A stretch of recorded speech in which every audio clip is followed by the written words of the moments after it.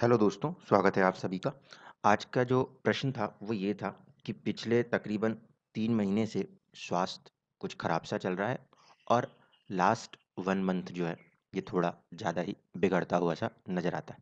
तो पहले कुंडली के अंदर ये देखने की कोशिश करते हैं कि जो सेट ऑफ रूल्स दशाओं को लेके बताए गए हैं, क्या वो नेचुरली इस कुंडली में सूट करते हैं या नहीं करते। देखिए, सबसे पहली कंडीशन अगर हम देखें तो इस कुंडली के अंदर जो लगन बन रहा है वो आ रहा है तकरीबन 1 डिग्री के आसपास धनु राशि में मूला नक्षत्र। स्वामी हो जाएंगे केतु देव, पहली कंडीशन।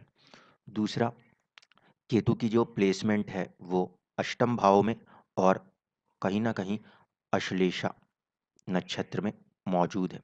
अश्लेषा नक्षत्र में मौजूद होने की वजह से केतु के ऊपर बुध का प्रभाव है, जो कि सप्तम और दसम के स्वामी होकर 12वें घर में जाके बैठे हुए। ऐसे स्थिति में कहीं ना कहीं थोड़ा सा हेल्थ को या तो फिजिकली या इमोशनली मेंटली चुनौती देंगे ही देंगे। रीज़न, जो फर्स्ट हाउस में आ रहा नक्षत्र है उसका स्वामी अष्टम में जाके बैठा हुआ है, एकांतवास वाली सिचुएशंस को क्रिएट करने की कोशिश कर सकता है। अब अगर चंद्र कुंडली पे ध्यान दें तो चंद्र कुंडली में चंद्रमा अपने ही नक्षत्र के होकर बैठे हुए हैं और सेकंड हाउस के अंदर बैठे हैं। चंद्र कुंडली के आधार पे भी अगर बात की जाए तो चंद्र कुंडली में जो चंद्रमा की राशि स्वामी बन रहे हैं वो शनिदेव हैं और वो वहाँ से 12वें बैठे हुए हैं। इसका मतलब है कि अगर हम लगन कुंडली को देखने की कोशिश करें तब भी, और यदि हम चंद्र कुंडली से देखने की कोशिश करें तब भी कहीं ना कहीं फर्स्ट हाउस लॉर्ड या फर्स्ट हाउस लगन के नक्षत्र के स्वामियों का संबंध जो है वो थोड़ा सा डिस्टर्बिंग बनता हुआ नजर आता है। अब सेकंड चीज, दशा के ऊपर चलें। दशा के ऊपर जब हम जाते हैं तो नॉर्मल विंशोत्तरी दशा के हिसाब से राहु की महादशा और मंगल की अंतर्दशा काम कर रही है नॉर्मल विंशोत्तरी में। अगर नॉर्मल विंशोत्तरी से देखें तो राहु जो है वो फल किन के करेंगे। पहले तो राहु सेकंड हाउस में बैठने के कारण शनि की तरह फल करेंगे। प्रभाव कहाँ पर जाएगा? प्रभाव स्वास्थ्य पर जाएगा या पर्सनैलिटी के ऊपर जाएगा, क्योंकि शनि जो है फर्स्ट हाउस के अंदर लगन के भाव के अंदर बैठे हुए हैं, पहली चीज़। दूसरी चीज़, राहु का संबंध जो है वो बन रहा है इस कुंडली के अंदर, एक तो मंगल से धनिष्ठा नक्षत्र के कारण, दूसरा चंद्रमा से क्योंकि दोनों एक ही राशि में आके बैठे हैं, और तीसरा शुक्र से।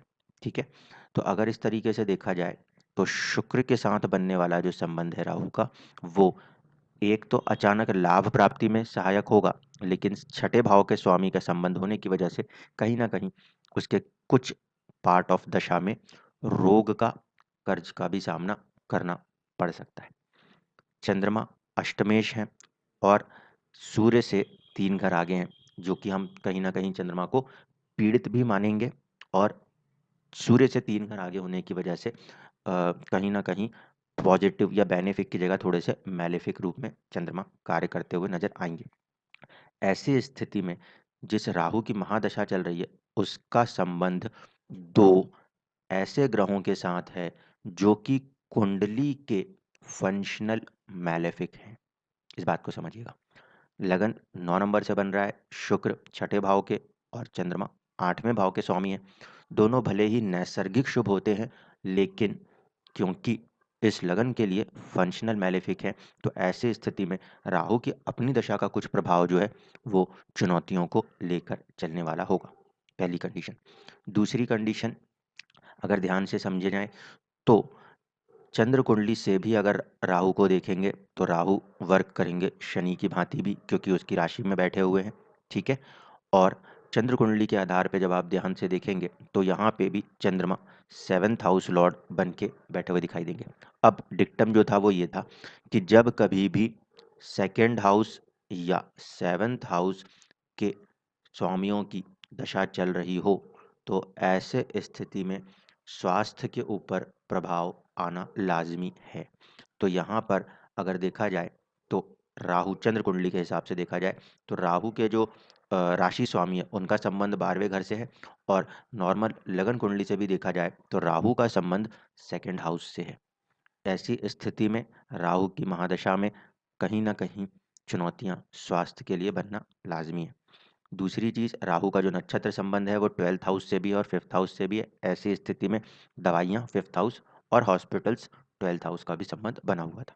इसी में 7 जनवरी के आसपास से मंगल ने अंतर्दशा संभाली।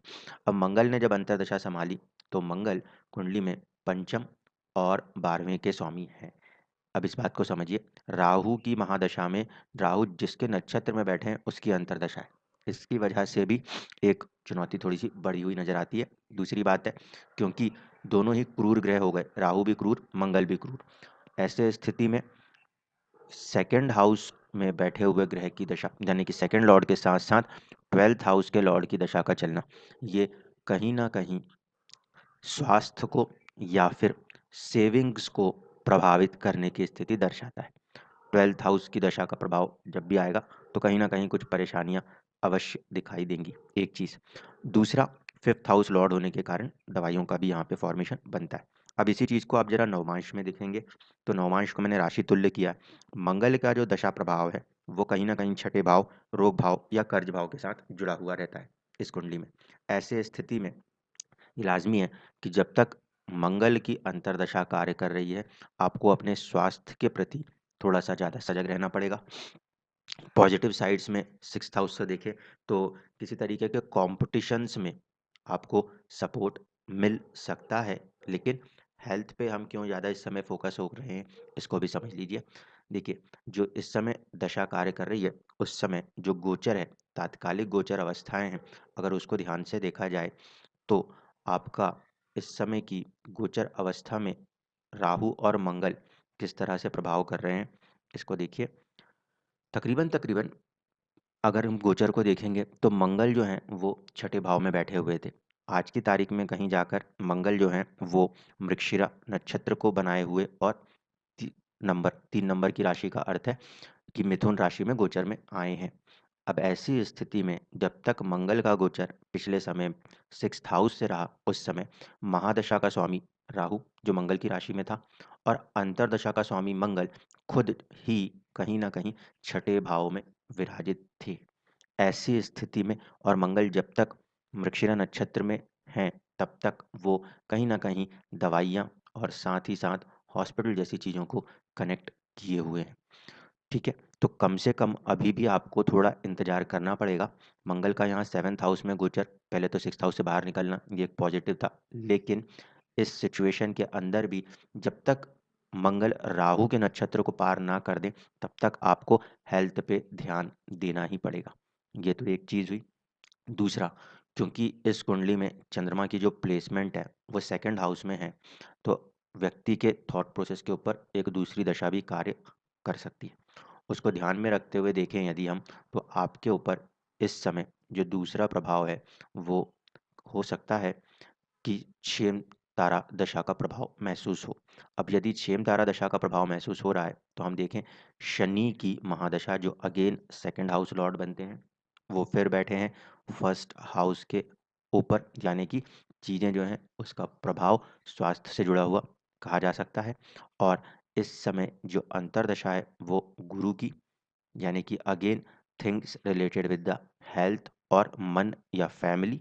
इसके साथ साथ इस समय जो गोचरीय प्रभाव है जनवरी से, वो अगेन आपका मंगल जो कि 12th हाउस लॉर्ड है, उसका प्रभाव चल रहा है और कुछ समय तक आगे जाकर राहु का प्रभाव भी देखने को मिलेगा। इन दोनों ही दशाओं की स्थितियों में अगर ध्यान से देखा जाए तो एक तो मंगल और दूसरा राहु के ये वाली प्रभाव इसमें भी जो दिखाई दे रहा है, वो भी तकरीबन-तकरीबन आपको जून-जुलाई तक अपने स्वास्थ्य के प्रति थोड़ा-सा सजग रहने का ही इशारा करता है। ठीक है? तो इस समय क्योंकि दोनों ही क्रूर ग्रहों की दशाएँ, ऐसी स्थिति में आपको मंगल को शांत करना आवश्यक होगा। स्ट्रेंथ के पॉइंट ऑफ व्यू से अगर आप कुंडली को देखोगे, तो आपके कुंडली में मंगल भी ठीक-ठाक स्ट्रेंथ में मौजूद हैं, ठीक है? और 5th हाउस लॉर्ड होने की वजह से वो आपको प्रोटेक्ट भी करेंगे। ऐसा नहीं है कि 12th हाउस का स्वामी है तो बिल्कुल हर चीज़ खराब ही होगी, प्रोटेक्शन भी होगी। लेकिन अभी क्योंकि महादशा राहु की है, अंतर्दशा मंगल की है, तो तकरीबन-तकरीबन मंगल को ये जो अष्टम भाव है, इसे क्रॉस करना ज़रूरी है, क्योंकि महादशा का स्वामी इस समय मंगल की ही राशि में बैठा है, तो मंगल पे जो प्रभाव बनेंगे, वो प्रभाव ही कहीं न कहीं राहु के ऊपर भी तात्कालिक गोचर में महसूस होंगे ही होंगे।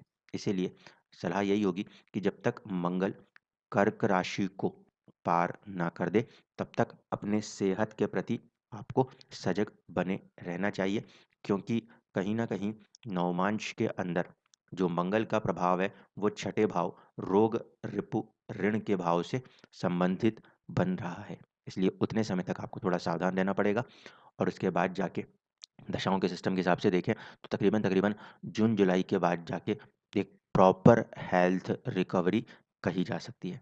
धन्यवाद।